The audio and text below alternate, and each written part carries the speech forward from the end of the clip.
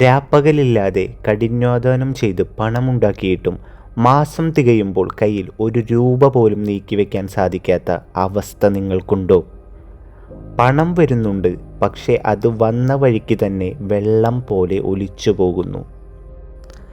എന്തുകൊണ്ടാണ് ഇങ്ങനെ സംഭവിക്കുന്നതെന്ന് എപ്പോഴെങ്കിലും ചിന്തിച്ചിട്ടുണ്ടോ? വാസ്തുശാസ്ത്രപരമായും തന്ത്രശാസ്ത്രപരമായും നമ്മുടെ വീടിൻ്റെ പ്രധാന കവാടത്തിലൂടെ നെഗറ്റീവ് ഊർജം അകത്തേക്ക് പ്രവേശിക്കുമ്പോഴാണ് ധനനഷ്ടം ഉണ്ടാകുന്നത്. ഇത്തരം ഉപകാരപ്രദമായ അറിവുകൾ തുടർച്ചയായി ലഭിക്കാൻ ഈ ചാനൽ ഇപ്പോൾ തന്നെ സബ്സ്ക്രൈബ് ചെയ്ത് ബെല്ലൈക്കൺ ക്ലിക്ക് ചെയ്യാൻ മറക്കരുതേ. പണം കയ്യിൽ നിൽക്കാനും അനാവശ്യമായ ചിലവുകൾ മാറാനും പുരാതനപരമായ ഒരു പരിഹാരമാർഗമിതാ.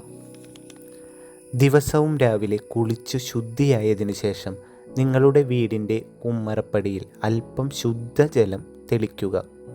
ഈ ഉമ്മറപ്പടി പൂജ ചെയ്യുമ്പോൾ സ്ത്രീകൾ തങ്ങളുടെ അശുദ്ധിയുള്ള ദിവസങ്ങളിൽ ഇത് ചെയ്യാൻ പാടില്ല.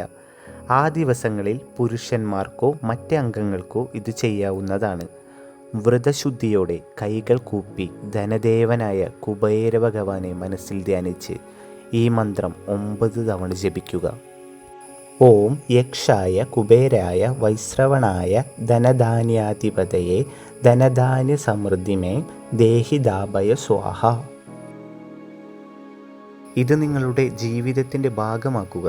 ധനപരമായ തടസ്സങ്ങൾ മാറി പണം കയ്യിൽ നിൽക്കാൻ തുടങ്ങും. വരുന്ന മാറ്റങ്ങൾ പിന്നീട് ഈ വീഡിയോയ്ക്ക് താഴെ വന്ന് കമൻറ്റ് ചെയ്യാൻ മറക്കരുത്.